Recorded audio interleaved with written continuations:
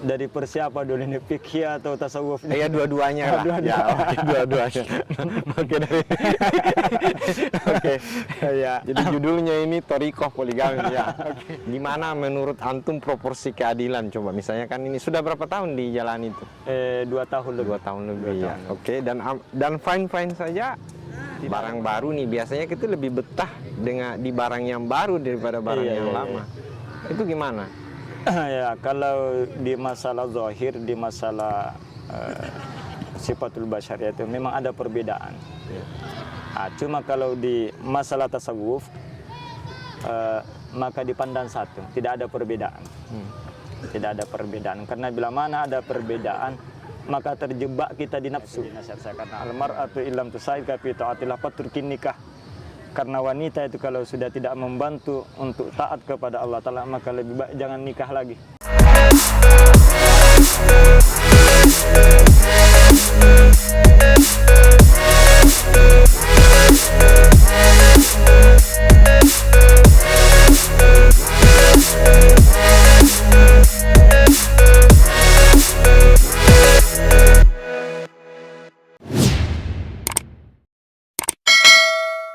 Bismillahirrahmanirrahim. Assalamualaikum warahmatullahi wabarakatuh. Waalaikumsalam warahmatullahi wabarakatuh. Alhamdulillahirabbil alamin. Wassalatu wassalamu ala sayyidina Muhammadin wa ala alihi wa sahbihi ajmain. Jumpa lagi kembali bersama saya di channel ini setelah sekian lama tidak on air. Dan sore ini saya berhasil menculik seseorang, adik saya, sahabat saya, teman saya, yang menurut saya hari ini beliau jauh lebih hebat daripada saya. Beliau ini Superman karena beliau punya kemampuan yang tentu tidak semua orang miliki, yakni kemampuan untuk berpoligami. Tetapi yang menarik, poligami beliau ini bukan sembarang poligami. Karena kita ketahui bersama, hemat saya ada 2 jenis poligami. Ada poligami yang jenisnya itu jangka pendek dan ada poligami jenisnya jangka panjang. Kalau hari ini ada seseorang yang sudah punya istri, lalu kemudian sembunyi-sembunyi untuk menikah lagi, nanti ketahuan misalnya pada saat dia punya anak atau ketahuannya itu dalam jangka waktu yang panjang, lalu kemudian terjadi pertengkaran hebat, lalu pada saat yang sama akhirnya ribut satu dunia dan ujung-ujungnya cerai. Itu namanya poligami jangka pendek. Dan jenis kedua yaitu poligami jenis jangka panjang. Dan itu yang hemat saya tidak semua orang bisa memiliki, dan salah satunya adalah orang yang berada di samping saya, Ustadz Idris. Assalamualaikum Pak Kiai. Waalaikumsalam warahmatullahi wabarakatuh. Pak Kiai, ini Ustadz Idris. Saya termasuk orang yang sedikit kaget, bukan sedikit kaget ya, sangat kaget ketika mendengar antum itu beberapa tahun yang lalu. Ternyata setelah perpisahan tersiar kabar bahwa antum itu menikah untuk kali kedua. Apa benar itu sih? Ya benar itu. Bukan hoax ya? Bukan asli. Dan benar enggak itu Ustadz? Kalau antum hari ini bersama dengan istri pertama dengan istri kedua itu satu rumah? Iya, alhamdulillah masih satu rumah, betul itu. Satu rumah. Satu rumah. Tapi tidak satu kamar kan? Enggak satu kamar, enggak. Dibedakan kamarnya. Dibedakan. Karena makruh hukumnya kalau disatukan. Ya. Kalau sama kamar hukumnya satu rumah gimana? Kalau saling ridho meridohi tidak terjadi hukum makruh. Terjadi hukum makruh? Tidak terjadi hukum makruh. Kalau sama-sama ridho. Sama-sama ridho. Dan antum ambil kesimpulan bahwa menyatukan mereka dalam satu rumah itu karena ridho sama ridho? Ya ridho sama ridho itu. Akhirnya hukum makruhnya hilang. Ya, hukum makruhnya hilang. Oh iya. Iya kan? Saya mau tanya dulu lebih awal ini. Ustaz Idris. Alasan antum itu poligami apa sih sebetulnya? Wah. Bukankah istri pertama itu cantik, istri pertama itu baik, luar biasa? Kenapa keputusan itu sampai kemudian diambil? Nah, itu rahasia perusahaan. Oh iya. Ya maksudnya ya yaitu sebenarnya tidak diprogram itu. Ya kita kembali dulu ke hakikat, itu takdir dari Allah Ta'ala. Tapi syariahnya ya salah satu alasan poligami untuk mempermudah dakwah saya di kepulauan itu. Karena di daratan itu agak beda dakwah dengan di kepulauan. Kalau di kepulauan itu jaraknya itu dipisah dengan lautan. Nah, kadang kita dakwah di sana itu khususnya di kepulauan, memang butuh ada pendamping lah, ya. Tidak mampu yang satu yang temani kita dakwah itu. Ya, itu alasan untuk poligami yang pertama itu supaya mudah jalannya dakwah saya di Kepulauan Selayar itu. Saya sih sebetulnya sedikit sanksi ya pada saat mendengar kabar itu. Apa iya Idris benar-benar hadut begitu? Ketika keputusan itu antum ambil, apa reaksi istri pertama itu? Oh ya, kalau itu tidak berani melangkah sejauh itu untuk masuk ke poligami tanpa minta izin dari istri yang pertama. Oh iya. Jadi yang pertama saya tempuh minta izin yang pertama kepada istri. Nanti dia mengizinkan baru bismillah. Karena persoalannya sesuatu yang diawali dengan tidak jelas, maka akhirnya juga akan tidak jelas. Tapi segala sesuatu yang diawali dengan jelas, insya Allah akan jelas juga akhirnya. Jadi pertama ya minta izin kepada istri yang pertama ya, minta izin. Setelah diizinkan masih ada keraguan-raguan. Nah, tindakan kedua suruh ditemani untuk melamar kepada istri yang kedua. Jadi istri antum yang pergi melamar? Pergi melamar sama-sama dengan istri yang pertama supaya lebih yakin, lebih hakul yakin lagi bahwasanya diridhoi sama istri. Ya itu. Jadi tidak ada reaksi marah begitu atau reaksi sama sekali tidak ada? Awal-awalnya ada sebenarnya, ada yang namanya sifatul basyariah itu, sifat kemanusiaannya itu tetap ada. Tapi lagi-lagi yang pertama tadi itu dari nawaitunya itu. Nawaitu kita kasih penjelasan dan diterima, lalu berubah sifat basyariahnya itu. Itu. Cocok nih karena pertama juga agak kaget dengan informasi itu, agak sempat menimbulkan tanda tanya. Kenapa bisa seperti ini, Abi? Kenapa ada keinginan seperti itu, mau poligami atau kamu beristri lagi? Saya utarakan alasan-alasan daripada itu. Dan itu diterima dengan baik, alhamdulillah itu. Dan istri pertama sendiri yang langsung melamar ya, istri yang bersama-sama pertama dengan sama-sama melamar. Kita menghadap ke orang tuanya yang sekarang sudah jadi mertua. Orang tuanya istri yang kedua sama-sama duduk. Istri yang pertama dengan calon istri yang kedua dengan keluarganya. Nah, itu. Riak-riak oke lah, riak-riak dari istri ya bisa jadi ya seperti yang antum bilang tadi itu memang tidak, bahkan istri sendiri yang kemudian melamarkan itu di internal. Tapi masalahnya kemudian Ustadz Idris ini kan saya dengar itu menghadapi persoalan lain dari eksternal, dari luar. Oh ya, betul-betul. Nah, itu kan yang agak susah diterima oleh masyarakat kita. Iya, betul. Proses kelancaran itu urusan kepada mau kawin lagi mau beristri lagi, banyak yang tidak tahu. Ya. Setelah tahu maka ada kaget lah istilahnya. Disitulah mulai saya kena tantangan di situ.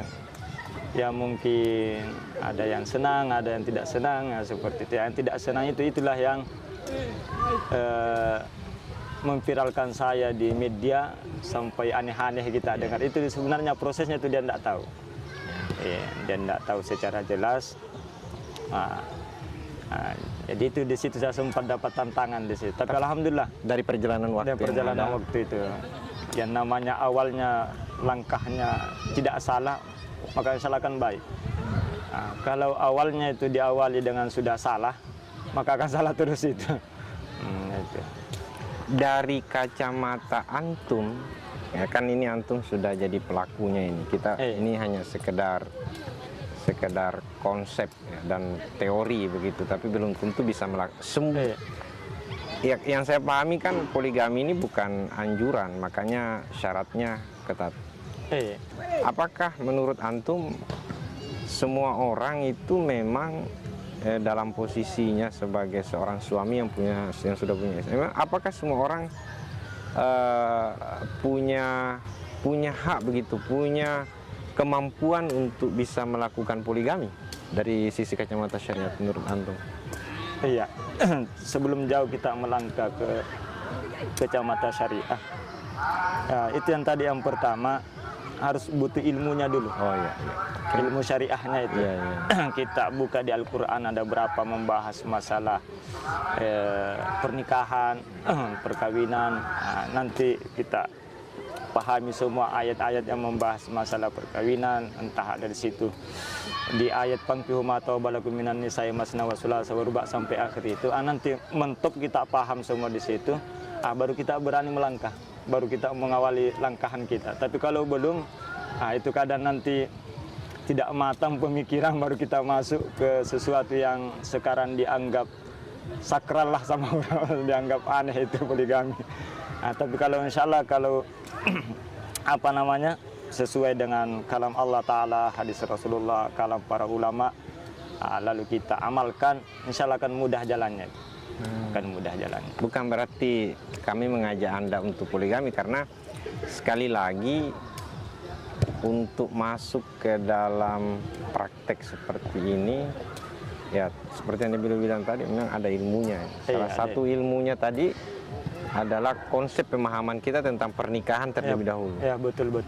Contoh saya narik dalam salah satu ayat di dalam surah Ar-Rum, kalau tidak salah ayat ke-21, wa min ayatihi. Ya. Di antara tanda-tanda kekuasaan Allah Ta'ala, an khalaqakum, Allah Ta'ala menciptakan kepada kalian pasang-pasangan. Tapi nanti di akhir ayat itu, litaskunu ilaiha. Jadi kita harus memahami secara jelas litaskunu ilaiha. Artinya di situ ada ketentraman di situ. Tapi kalau diprediksi akan tidak litaskunu ilaiha, jangan dulu melangkah ke situ. Salah satu di situ untuk litaskunu ilaiha supaya terjadi mawaddatan warahmah. Tapi kalau itu yang kita kurang paham, kalau itu yang kita tidak pahami, maka saya rasa akan sulit juga untuk masuk kepada itu yang dibahas ini, poligami. Tapi bukankah orang secara umum kalau sudah menikah satu sudah litaskunu ilaiha? Iya, itu tergantung per individu masing-masing itu. Karena tidak boleh juga kita menafikan ayat yang lain itu, fankihu ma taba lakum minan nisa'i masna wa thulatha wa ruba'. Tapi kan fa in khiftum alla ta'dilu. Fa in khiftum alla ta'dilu, harus butuh ilmu di situ. Tapi kalau ta'dilu, tapi kan coba. Ya. Ini persoalan adil nih ya. Antum ini kan udah pelakunya nih, gimana menurut antum proporsi keadilan? Coba misalnya kan ini sudah berapa tahun di jalan itu? 2 tahun lebih. 2 tahun lebih ya. Oke, dan fine saja, tidak ada masalah. Ya praktek poligami jangka panjang. Coba menurut antum adil itu gimana? Artinya dari persiapan dulu ini, fikih atau tasawuf? Ya dua-duanya lah. Ya, oke, dua-duanya. Oke. Ya. Jadi judulnya ini Thariqah Poligami ya. Oke. Iya. Jadi saya langsung saja yang ringkasnya. Iya. Artinya keadilan di situ mungkin panjang lebar dibahas di masalah bab fikih itu, di bab qasam itu, kalau di kitab dibahas di babul munakahat. Yang pertama adil waktu. Oke, Adil waktu. adil waktu. Ya, kalau kosamnya pembagiannya tuh satu hari harus adil waktu di situ. Tapi kan kalau satu rumah nggak perlu kan sama-sama Iya, terus. sama-sama. Oke, Ya, oke, itu. iya. Tapi nanti waktunya di bermalamnya tuh Oh antara iya, kamar iya. yang satu. Oh iya, oke, oke, oke. Ya. Nah itu. Itu jadi adil waktu. Ya adil segala-galanya lah di situ ya, adil segala-galanya. Agak di situ terasa berat karena kita masih mau di istri yang pertama karena waktu sudah habis, harus mau tidak mau harus pindah lagi ke waktu yang Sifat basyariah kita ya sebagai manusia ini, kan kalau kita punya barang baru nih ya, bukan berarti saya mengandaikan perempuan itu barang baru atau apa. Tapi secara sifat basyariah kita biasanya kalau kita punya barang baru nih, biasanya kita lebih betah dengan di barang yang baru daripada barang yang lama. Itu gimana? Ya, kalau di masalah zahir, di masalah sifatul basyariah itu memang ada perbedaan. Cuma kalau di masalah tasawuf, maka dipandang satu, tidak ada perbedaan. Tidak ada perbedaan, karena bila mana ada perbedaan, maka terjebak kita di nafsu. Oh iya. Iya. Jadi memang beda porsi tasawuf dengan fikih. Kalau fikih memang ada perbedaannya, namanya ada yang lama, ada yang baru kan. Iya. Itu kan masalah penampakan zahir. Tapi kalau bagian daripada tasawuf itu bagian dalam, maka tidak boleh dibeda-bedakan, sama saja satu. Karena dari berawal dari tujuan awal tadi, kembali lagi ke tujuan awal. Apa tujuan awal? Untuk kawin lagi atau untuk poligami. Kalau itu insya Allah benar awalnya, betul awalnya, maka akan poligami masa panjang itu insya Allah akan panjang. Nah, maksud saya itu artinya kalau dari sisi thariqah batiniahnya, dari sisi tasawufnya, kalau mau mempersamakan antara barang baru, istri baru dengan istri lama misalnya dalam persoalan rasa ya. Antum tadi katakan disamakan. Iya, artinya disamakan di situ karena kenapa? Kalau sudah ada pembeda, maka akhirnya tuh jatuh kepada nafsu, kepada syahwat. Jadi kalau pandangan tasawuf itu satu saja. Karena kenapa di tasawuf itu sangat kekhawatiran tinggi kalau tidak usah dulu beristri dua, satu saja kalau sudah syahwat di situ tidak jadi nilai ibadah. Tidak jadi nilai ibadah kan, tetapi kan tidak bisa jadi itu kalau tidak ada syahwatnya. Artinya syahwat di situ butuh kita jelaskan. Kalau syahwat di situ ada syahwat yang baik, ada syahwat yang tidak baik. Ya. Kalau syahwat yang tidak baik, start awalnya memasukkan bola itu sudah lupa kepada Allah Ta'ala itu. Syahwat juga, tapi ada juga syahwat mengantar kita ke situ, tapi diawali dengan sunnah-sunnah yang apa yang sudah diterapkan di fadilah masalah itu, supaya tidak jadi ke syahwat. Nah, ketika kita masuk, maka sama kita sudah lupa siapa A, siapa si B ini, karena sudah kefokusan di situ, di aturan-aturan untuk masuk ke masalah itu. Ini mungkin kata kuncinya yang bisa menjadikan poligami jangka panjang. Antum sudah sampai di makom itu. Sementara belajar. Jadi tidak pernah membedakan antara istri pertama dengan istri kedua. Tidak pernah dibedakan. Rasa dan perasaan tidak pernah dibedakan. Meskipun namanya aja baru kan biasanya lebih semangat gitu. Betul. Memang kalau pandangan zahir, pandangan luar kita ya memang beda ya, namanya ada baru, ada lama, ada yang agak tua, ada yang muda. Memang bisa kita bedakan dari sifat basyariah kita ini. Tapi kalau masuk ke masalah kebatinan, ke masalah batiniah, dipandang satu saja, sama saja. Sama. Karena kenapa? Kalau hanya sekedar pandangan zahir saja kita tidak memakai pandangan tasawuf atau pandangan batin, kita kembali dulu ke sejarah Nabi Adam alaihissalam. Nabi Adam alaihissalam dan Sayyidatuna Hawa. Iya, ada pihak ketiga di situ.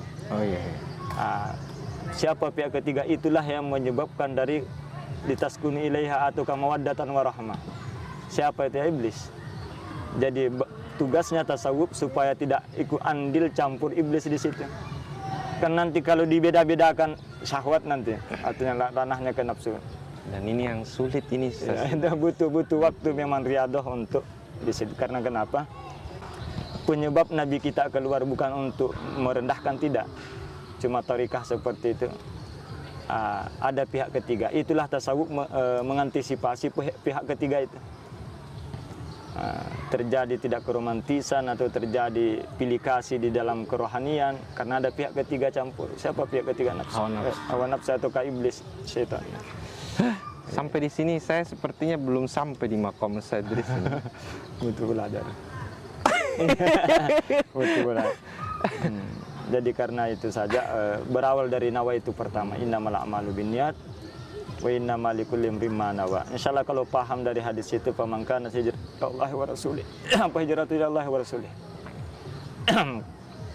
Pamangkana hijratu lidunya aw imratin fa hijratu ila ma hajara ilaih. Aw ila imratin yunkihuha. Nah, tapi kan masalahnya itu konsep ya. Yang namanya kita ini manusia biasa yang ya barang baru, barang lama ya kan tentu berbeda. Tapi ketika kita mampu menyatukan rasa itu sehingga semuanya sama, mau di istri pertama atau di istri kedua, itu yang saya kira yang tidak semua orang bisa lakukan. Nah, itu level paling di bawah itu. Ada lagi istilah kalau di batin ama level ada istilah level pertama, level kedua. Oke, ya coba. Salah satu alasan level kedua itu mengukur. Oh ya? Mengukur kecintaan kepada Allah Ta'ala dan Rasulullah dan kepada selain yang dua itu. Iya, itu salah satu istri yang dua itu full meter untuk mengukur apakah masih ditandingi mahabbah kita kepada Allah Ta'ala atau tidak. Nah, itu level kedua itu.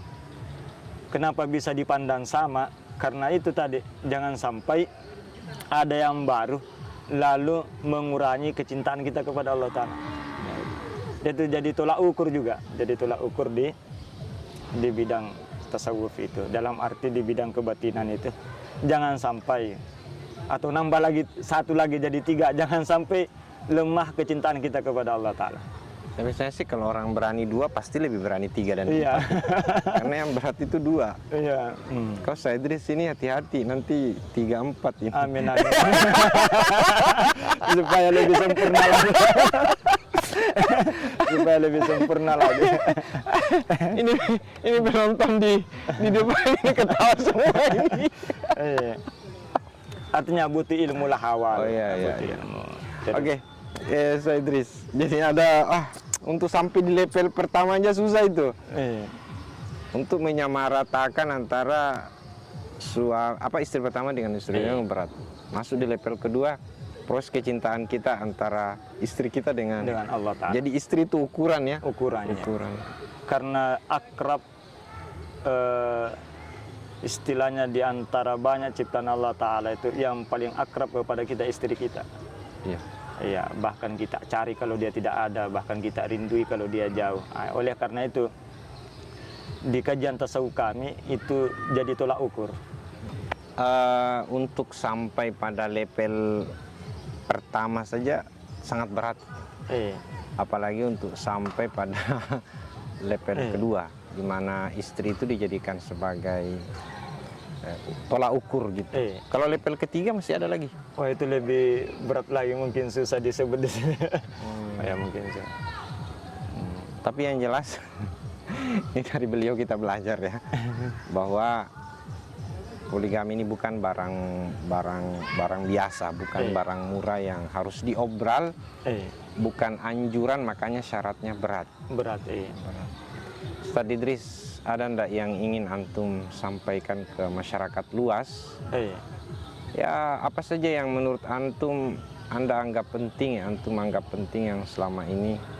Karena kan masyarakat kita ini ya kita tahu bersama bahwa kadangkala pelaku poligami ini lebih jahat daripada perampok. Kadangkala dianggap seperti itu.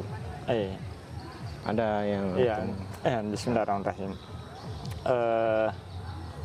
Poligami ini memang berat. Berat. Jadi pesan saya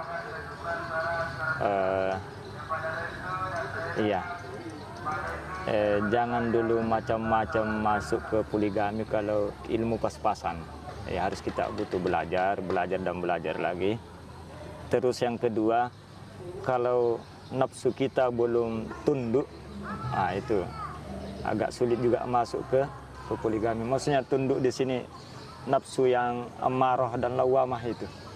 Dua nafsu amarah dan lawamah kalau belum tunduk, kalau belum mengalah, jangan dulu masuk ke masalah poligami. Terus yang ketiga, di dalam kitab tasawuf Kifayatul Adzkiya ala Thoriqil Auliya, itu sifatnya wanita. Di dalam kitab itu dijelaskan, tusa'id ka fi ta'atillah, membantu kamu untuk taat kepada Allah Ta'ala. Jadi kita harus berpikir lewat pandangan syariah, kalau si wanita ini atau nambah lagi satu, kalau tidak membantu fi ta'atillah, jangan dulu. Insya Allah kita sudah tahu prediksi, ini insya Allah kalau saya poligami dengan ini, maka akan dia bantu saya untuk semakin taat kepada Allah, semakin dekat kepada Allah. Tapi kalau kita pandang, ini semakin akan menambah musibah nantinya, maka jangan. Yang harus pikir dulu. Itu nasihat saya, karena almar'atu illam tusaid ka fi ta'atillah faturkin nikah. Karena wanita itu kalau sudah tidak membantu untuk taat kepada Allah Ta'ala, maka lebih baik jangan nikah lagi. Cukup satu saja. Itu saja wasiat, pesan saya itu. Innal wahidata ma'al kifayati wal istighna'i tanubu anil arba'i.